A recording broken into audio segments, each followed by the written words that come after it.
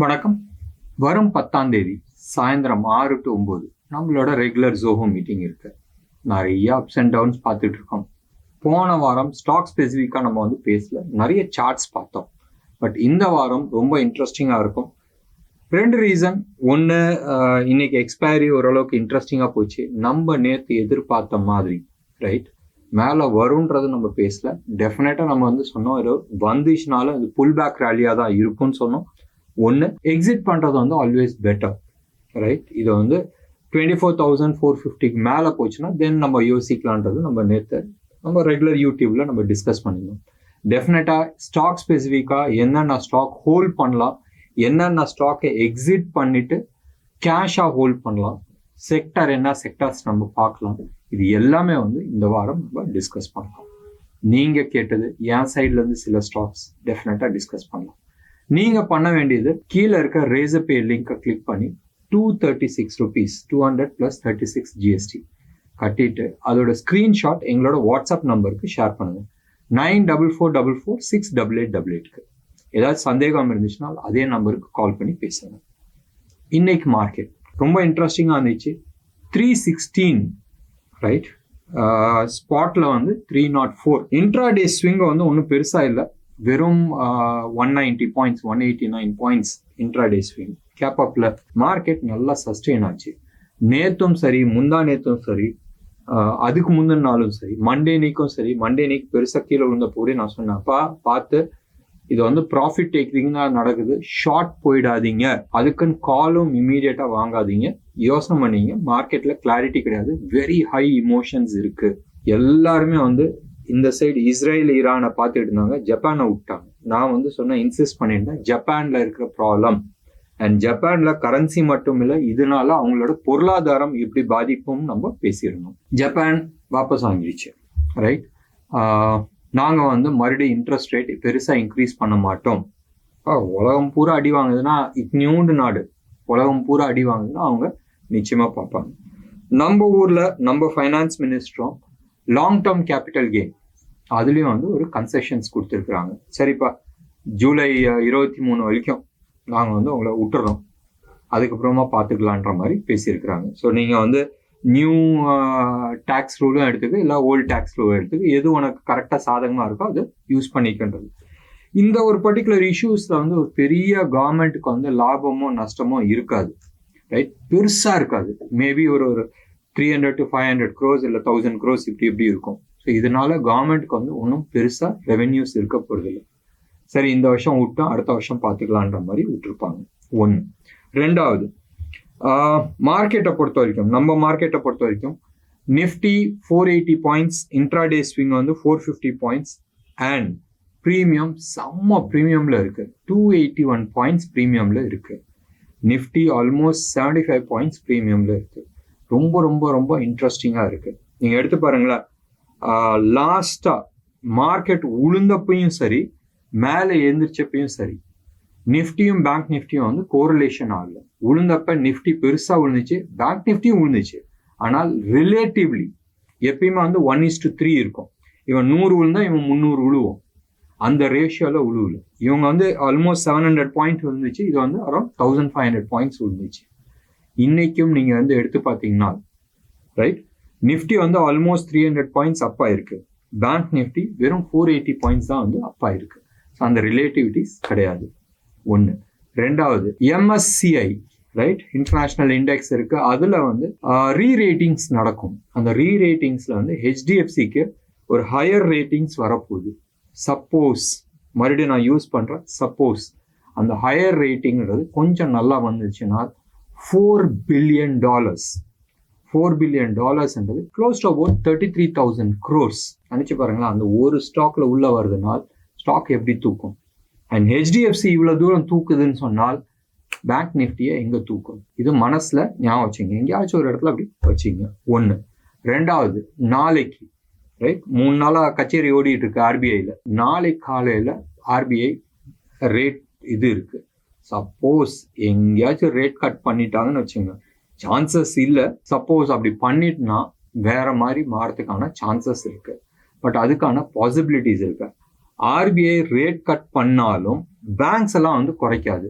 Recent டைம்ஸில் நீங்கள் எடுத்து பார்த்தீங்கன்னா பேங்க்ஸ் எல்லாமே வந்து இன்ட்ரெஸ்ட் ரேட் வந்து இன்க்ரீஸ் பண்ணிட்டு போகிறாங்க. எதுக்கு?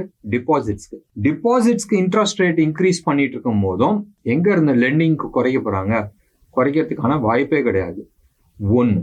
ரெண்டாவது, ஏன் டிபாசிட்க்கு லெண்டிங் ரேட் இன்க்ரீஸ் பண்ணுறாங்க? அதாவது எந்த அளவுக்கு இவங்க கடன் கொடுக்குறாங்களோ அந்த அளவுக்கு இவங்களால டிபாசிட்ஸ் வாங்க முடியல.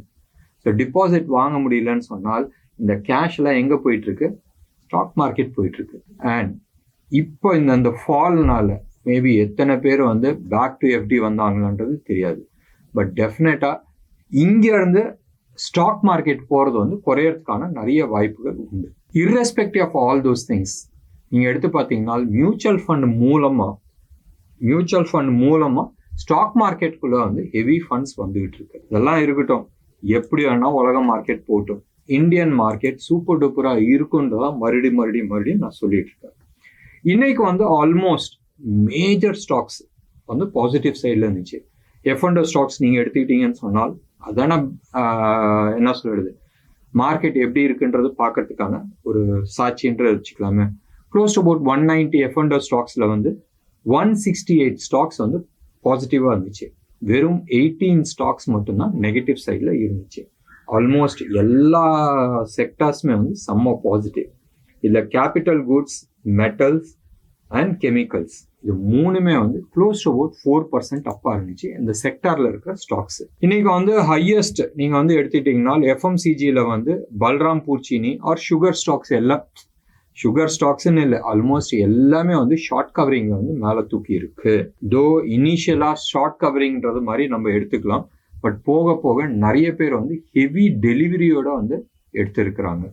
டெலிவரி சைடில் நம்ம எடுத்துக்கிட்டோம்னு சொன்னால் Naveen Flora, Atul, டோரன் pharma, Godrej properties இவங்களாம் வந்து ஹெவி டெலிவரிஸ் நடந்திருக்கு. ஜைடஸ் லைஃப்பும் ஹெவி டெலிவரி நடந்திருக்கு. ஹெச்டிஎஃப்சி பேங்க் வந்து ரெகுலரோட ஆல்மோஸ்ட் 65%, ரைட், ரெகுலரோட 65% வந்து அப்போ ஹை டெலிவரி நடந்திருக்கு. Something interesting is happening. நம்ம வந்து அந்த டேட்டாஸ் ஞாபகம் இருக்குல்ல, நான் சொன்னேன்ல MSCIயில் வந்து சப்போஸ் வெயிட்டேஜ் இன்க்ரீஸ் பண்ணால் இந்த சைடு வந்து ஏறுறதுக்கான நிறைய வாய்ப்புகள் உண்டு. இன்னைக்கு ஸ்டாக் ஸ்பெசிஃபிக்காக எதுவுமே பேசுறதுக்கு இல்லை. நாளைக்கு எக்ஸ்பைரி இருக்கு. மேபி மறுபடியும் நான் சொல்றேன், மேபி 24,450 லெவலை கிராஸ் பண்ணிச்சுனால் மார்க்கெட் ஓரளவுக்கு பாசிட்டிவா இருக்கிறதுக்கான வாய்ப்புகள் இருக்கு. இப்போதைக்கு ஈரான் வந்து இஸ்ரேல் அடிக்கிறதுக்கான பாசிபிலிட்டிஸ் கம்மியா தெரியுது. எப்பயுமே வந்து முஸ்லீம் நாடுகள்லாம் நீங்க எடுத்துக்கிட்டீங்கன்னா ஃப்ரைடே அன்னைக்கு அடிப்பாங்க, ப்ரேயர்ஸ் எல்லாம் முடிச்சுட்டு. நான் இதுக்கு அகெயின்ஸ்டா, எந்த கம்யூனிட்டிக்கு அகெயின்ஸ்டா நான் சொல்ல, பட் நார்மலா இது வந்து நார்ம்ஸா இருந்திருக்கு. பார்க்கலாம் வெள்ளிக்கிழமைக்கு பண்றாங்களான்றது ஒன்று. ரெண்டாவது, ஸ்டாக் மார்க்கெட் வைஸ் நீங்க எடுத்துக்கிட்டீங்கன்னா ஆல்வேஸ் நம்ம வந்து வெஸ்டர்ன் வேர்ல்ட்ல வந்து பிளாக் ஃப்ரைடே பார்ப்போம்.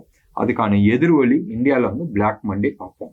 எடுத்து பாருங்களேன், போன வாரம் கூடயும் யூஎஸ்ல க்ளோஸ் டு அபவுட் நல்ல ஒரு ஃபால், ஒரு 30 வருஷமா இல்லாத பெரிய ஃபால் வந்து அன்னைக்கு பார்த்தோம். அதே மாதிரி தான் இங்கே இந்தியாலையும் வந்து மண்டே அன்னைக்கு ஒரு பெரிய ஃபால் பார்த்தோம். வெயிட் பண்ணி பார்க்க வேண்டியதுதான். மறுபடியும் நான் சொல்றேன், there is not a time to accumulate stocks. ஃப்ரெஷ்ஷாக போய் எந்த ஸ்டாக்ஸுமே அக்யூமுலேட் பண்ணாதீங்க. சப்போஸ் ஒரு ஸ்டாக்கை வந்து இது 100 வாங்கணும்னு நினைச்சால் மேபி ஒரு 10 இல்லை 15 வாங்குங்க. லெவல்ஸை உடைக்கட்டும், அதுக்கப்புறமா நம்ம வந்து பார்க்கலாம். ஃபாலுக்கு இது வந்து புல் பேக். இந்த புல் பேக் சஸ்டெயின் ஆகி மேலே போகுதா இல்லை மறுபடி ப்ரீவியஸ் லோவை உடைக்குதான்றது பார்க்க வேண்டிய ஒரு சமாச்சாரம். இன்னைக்கு இன்டர்நேஷனல் மார்க்கெட் எல்லாமே வந்து பாசிட்டிவ் சைடில் தான் இருந்துச்சு. இன் பர்டிகுலர் நீங்கள் வந்து ரைட் நவ் யூஎஸ் மார்க்கெட் வந்து க்ளோஸ் டு அபவுட் 3% அப்பா இருக்கு டவ் ஜோன்ஸ். அதே மாதிரி கோல்டு, சில்வர் எல்லாமே வந்து ஓரளவுக்கு பாசிட்டிவா வந்திருக்கு. கோல்டு சில்வர்லாம் போட்டு மிதின்னு மிதிச்சாங்க. கோல்டு தான், சில்வர் இன்னும் ரிகவரி ஆகல. கோல்டு வந்து $13 மேலே இருக்கு, ஒரு 0.5% அப்பு. சில்வர் ஒரு 0.25% கீழே விழுந்திருக்கு. சில்வர் ஃபர்தர் டவுன் சைடுக்கான பாசிபிலிட்டிஸ் நிறைய இருக்கு. அண்ட் க்ரூடு ரைட் 82, இந்த சைடு 75 நம்ம பிரெண்ட் க்ரூட் இந்த ரேஞ்சில் தான் வந்து ஆடிக்கிட்டே இருக்கு. ரூபி மறுபடியும் வந்து ஸ்டேபிள் வந்துருச்சு. ஆல்மோஸ்ட் அந்த 83.90, 83.95 அந்த லெவலில் தான் நிற்குது. 84 அந்த ஆல் டைம் லோ இருந்துச்சு தெரியுமா, 84.20, 84.25 அந்த லெவலில் வந்து சஸ்டெயின் ஆயிடுச்சு. அதுல இருந்து கீழே வந்துச்சு, ஸ்ட்ராங் ஆயிடுச்சு. கோல்டை பொறுத்த வரைக்கும் 24 கேரட் வந்து 7,150 அந்த ரேஞ்சில் வந்து ட்ரேட் ஆகிட்டு இருக்கு. சில்வரை பொறுத்த வரைக்கும் 81,700. இது ரெண்டுமே வந்து wholesale rate. 24 carat and 999 silver இந்த ரேட்டில் வந்து ட்ரேட் ஆகிட்டு இருக்கு. ஸ்டாக் ஸ்பெசிஃபிக்காக இன்னைக்கு எதுவுமே கிடையாது, அதை டிஸ்கஸ் பண்ண வேணான்னு பார்க்குறோம். ப்ராபப்ளி நாளைக்கு அப்புறமா ஆர் ஃப்ரைடே விட்டுட்டு சாட்டர்டே அன்னைக்கு நம்ம வந்து செக்டோரியல் அனாலிசிஸ் பண்ணலாம். ஸோ தட் நெக்ஸ்ட் வீக் வந்து உங்களுக்கு கிளாரிட்டிஸ் கிடைக்கும். இப்போதைக்கு மார்க்கெட்டில் வந்து எந்த ஸ்டாக்கு, அதாவது இன்னைக்கு சொல்லி நாளைக்கு இன்ட்ராடேக்கு பண்ணுற லெவலுக்கு வந்து எந்த விதமான ஸ்டாக்ஸும் கிடையாது. ஸோ ட்ரேட் பண்ணும்போது பார்த்து ட்ரேட் பண்ணுங்க. ஸ்ட்ரிக்ட் ஸ்டாப் லாஸ் மெயின்டைன் பண்ணுறது புத்திசாலித்தனம். மார்க்கெட்டில் உங்களுக்கு இன்வெஸ்ட்மெண்ட்கான ஆப்பர்ச்சுனிட்டிஸ் இருக்கு, பட் ரிஸ்க் எடுக்காதீங்க. Capital is more important then earnings. என்ன நேர்களே, இன்னைக்கு ப்ரோக்ராம் உங்களுக்கு பிடிச்சிருந்துச்சுன்னா லைக் பண்ணுங்க, ஷேர் பண்ணுங்க. டெஃபினட்டா உங்களோட கமெண்ட் பாக்ஸ்ல கொடுங்க. நன்றி, வணக்கம்.